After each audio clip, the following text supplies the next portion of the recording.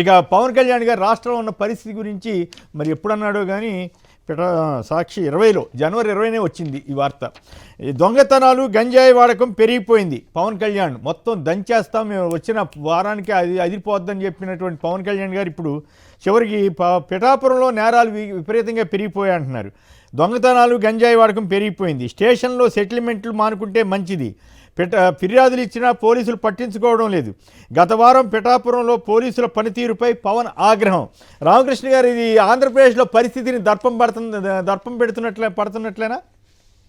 Sir ఖచ్చితంగా దర్పం పడుతుంది. కానీ పవన్ కళ్యాణ్ గారు ఇక్కడ ఒక చాలా తెలివైన గేమ్ ఆడుతా ఉన్నారు సార్. అంటే తాను చాలా హానెస్ట్ గా ఉన్నట్టు, క్యాబినెట్ లో గవర్నమెంట్ లో మంత్రిగా ఉంటూ, అట్లీస్ట్ బయట నుంచి సపోర్ట్ చేస్తున్నారు ఈ గవర్నమెంట్ అని కూడా కాదు, క్యాబినెట్ లో తను మంత్రిగా ఉంటూ ఇవాళ ప్రతి ఒక్క విషయంలో కూడా జరిగిన తప్పు మొత్తాన్ని తెలుగుదేశానికి పూసే ఒక కార్యక్రమాన్ని చాలా అద్భుతంగా రక్తి కట్టిస్తా ఉన్నారు. అంటే నేను స్వచ్ఛంగా ఉన్నాను, ముత్యం కడిగిన ముత్యం లాంటి వాడిని, రేపేదన్నా తన రాజకీయ దారి తను చూసుకున్న తరుణంలో కూడా నేను ఆ రోజు ప్రభుత్వంలో ఉంటూ కూడా ప్రభుత్వాన్ని ప్రతి ఒక్క దాంట్లో విమర్శించాను, ప్రభుత్వం చేస్తున్న తప్పుల్ని ఎత్తి చూపించాను అని తనకు తాను క్లీన్ గా ఉండటం కోసం తెలుగుదేశాన్ని అయితే మాత్రం భూస్థాపితం చేయడానికి పవన్ కళ్యాణ్ గారు, అంటే దీనికి కొన్ని ఎగ్జాంపుల్స్ కూడా చెప్పాలి సార్. డే 1 నుంచి కానీ చూసుకుంటే ఫస్ట్ లో హోమ్ మినిస్టర్ అనిత మీదకి నెట్టడానికి ఏది అత్యాచారాలు కావచ్చు, హత్యలు కావచ్చు, శాంతి భద్రతల విషయం సంబంధించి ఏదైతే ముఖ్యమంత్రి గారి దగ్గర ఉన్న పోర్ట్ఫోలియోకి కూడా తీసుకొచ్చి వంగలపూడి అనిత గారి మీద రుద్దే ఒక ప్రయత్నం చేశారు. తర్వాత టీటీడీకి సంబంధించిన విషయం కూడా ఇప్పుడు లోకేష్ గారు పవన్ కళ్యాణ్ గారు వ్యక్తిగత విషయం అంటున్నారు, కానీ పవన్ కళ్యాణ్ ఏం చెప్పారంటే ప్రభుత్వం తరఫున నేను క్షమాపణ చెప్తున్నాను అని చెప్పాడు. అతను ప్రభుత్వం తరఫున క్షమాపణ చెప్పిన తర్వాత వ్యక్తిగతం ఎట్లా అవుతుంది? తర్వాత అంటే అంటే తను క్లియర్ గా ఉన్నాడని ఇమేజ్ ఇచ్చుకోవడం కోసం అక్కడ కూడా తను క్షమాపణ చెప్పేసి తన చేతులు గడిగేసుకున్నాడు, తెలుగుదేశం పార్టీకి పూసాడు బురద మొత్తం. ఇప్పుడు కూడా తప్పులు జరుగుతున్నాయి, సరిదిద్దలేకపోతా ఉన్నాం. ఇప్పుడు కూడా మాట్లాడిన సబ్జెక్ట్ అంతా కూడా శాంతి భద్రతలకు సంబంధించి, హోమ్ మినిస్ట్రీకి సంబంధించి, అంటే ముఖ్యమంత్రి గారి దగ్గర ఉన్న పోర్ట్ఫోలియో గురించి, వంగలపూడి అనిత గారు ఉన్న దగ్గర ఉన్న పోర్ట్ఫోలియో గురించి ఆయన మాట్లాడిన అంశం చూసుకున్నప్పుడు తెలుగుదేశాన్ని భూస్థాపితం చేయడం కోసం భారతీయ జనతా పార్టీ సార్ ఇక్కడ శక్తి లేదు అనేది చాలా మనం వేరే రకంగా కాదు సార్. ఒక్కొక్క అడుగు వేసుకుంటా మెట్టెక్కుతా ఉంటే వెళ్తానే కదా. అక్కడ Bharatiya Janata Party clear cut direction ఇస్తా ఉంది తెలుగుదేశాన్ని మింగడానికి. దాన్ని తదనుగుణంగా పవన్ పవన్ కళ్యాణ్ గారికి కూడా బాగానే గిట్టుబాటు అయిందని అంటున్నారు కదా. ఆయన ఫ్రెండ్ పార్ట్నర్ ఎవరు విశ్వప్రసాద్ కి ఏకంగా 1200 ఎకరాల భూమి ఇచ్చేశారంట. మరి బ్రహ్మాండంగా ఉందని ఆయన్ని మేనేజ్ చేస్తున్నారు తెలుగుదేశం వాళ్ళని టాక్ కూడా వార్తలు వస్తున్నాయి కదా.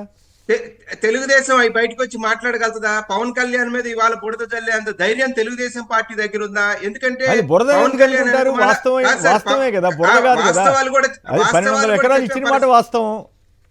సార్, నేను ఏమంటున్నా అంటే వాస్తవాలు కూడా చెప్పే పరిస్థితిలో తెలుగుదేశం లేదు.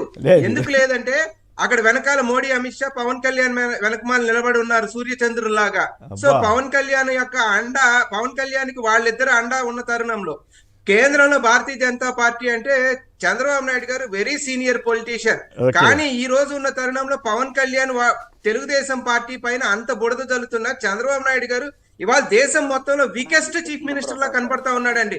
అంటే చిన్న రాష్ట్రాల ముఖ్యమంత్రులు, ఈవెన్ వాళ్ళ పార్టీ రాష్ట్ర ముఖ్యమంత్రులు కూడా మోడీ గారిని అంత ఇంత ప్రశ్నించగలుగుతున్నారు. కానీ చంద్రబాబు నాయుడు గారు ఇంత వీక్ గా, ఇంత బలహీనంగా ఎందుకు తయారవుతా ఉన్నారు అనేది మనం ఇక్కడ అర్థం చేసుకోవాలి. కొమ్మినేని గారు రైట్. మన పురుషోత్తం రెడ్డి గారు చెప్పండి, పవన్ కళ్యాణ్ నిజంగానే బదనాం చేస్తున్నట్లయినా చాలా తీవ్రమైన వ్యాఖ్యలు చేశాడు కదా. మొత్తం గంజాయి అంతా అయిపోద్దని ఆ రోజు చెప్పేశారు, ఇప్పుడేమో ఇట్లా మాట్లాడుతున్నాడు ఆయన. గంజాయి ఇదంతా అని పోలీసులు ఫిర్యాదులు కూడా పట్టించుకోవట్లేదు అన్నాడు ఒక ఉప ముఖ్యమంత్రి. మీరేమంటారు? అంటే పవన్ కళ్యాణ్ గారు ఇంతకుముందు రామకృష్ణ గారు చెప్పినట్టు ఆయన ఇండిపెండెంట్ రాజకీయాలు చేయడం కోసం పైకేమో కలెక్టివ్ డెసిషన్స్ మిత్రపక్షాలు అంటారు, ఆయన ఇండిపెండెంట్ గా నేను ఉన్నాను అంటే, ఈ ప్రభుత్వం ఎవరైనా ప్రభుత్వం మీద నమ్మకం ఎప్పుడు ఉంటుంది? నా ప్రభుత్వం చేసే పనులు బాగున్నాయి, ప్రజలను రక్షిస్తారంటే ఇందులో నాకు భాగం ఉందని చెప్తారు. పవన్ కళ్యాణ్ గారు ఈ ప్రభుత్వంలో భాగం ఉంది అనే దానికన్నా భాగం లేదనడానికి ఎక్కువ ప్రయారిటీ ఇస్తున్నాడు. అంటే భాగం ఉందంటే పదవిలో భాగం ఉంది, నేను ఉప ముఖ్యమంత్రి, నాకు హోదా ఉంది, అన్నీ ఉండాలి, మళ్ళీ సోదరుణ్ణి మంత్రి కూడా చేర్చాలి, కానీ ప్రభుత్వం చేసే పనుల్లో భాగస్వామ్యం పంచుకోవడానికి సిద్ధంగా లేడు. అంటే ఆయన ప్రభుత్వం నడకపోయినా నమ్మకం లేదా అనేది ఒక ఫస్ట్ అనుమానం వస్తుంది.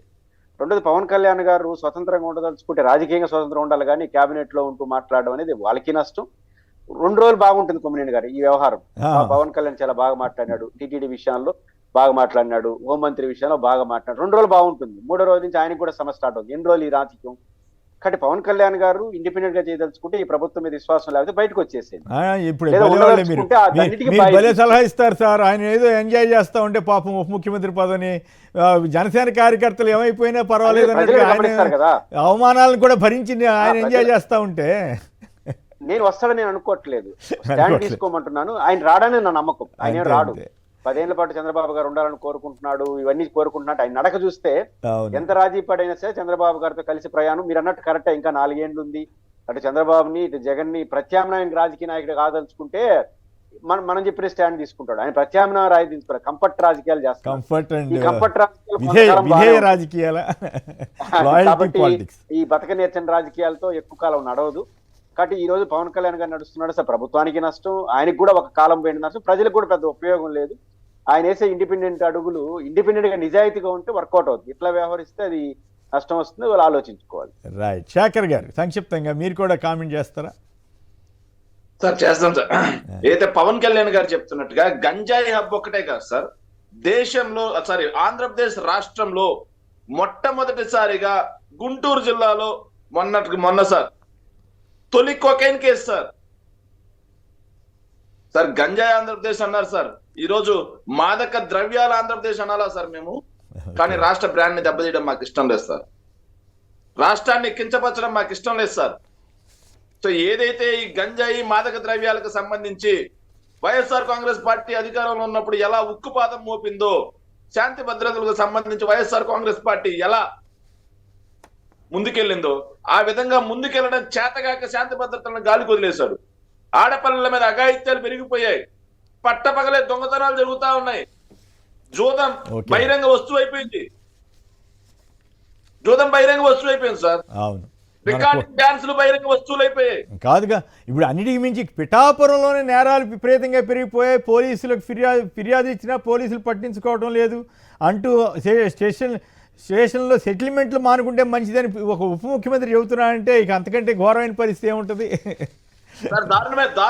దారుణమైన సంఘటన ఏంటంటే పిఠాపురం గంజాయి హప్పుగా మారిపోయిందని వార్తలు వచ్చాయి సార్. రైట్. అదే విధంగా సార్ పిఠాపురంలో ఏదైతే కల్తీ హప్పుగా కూడా మారిపోయిందంట సార్. ఓకే. నెయ్యి దగ్గర నుంచి నూనెల వరకు పవన్ కళ్యాణ్ గారి మాట ఎవరు పట్టించుకోవట్లేదేమో అట్లయితే. రైట్.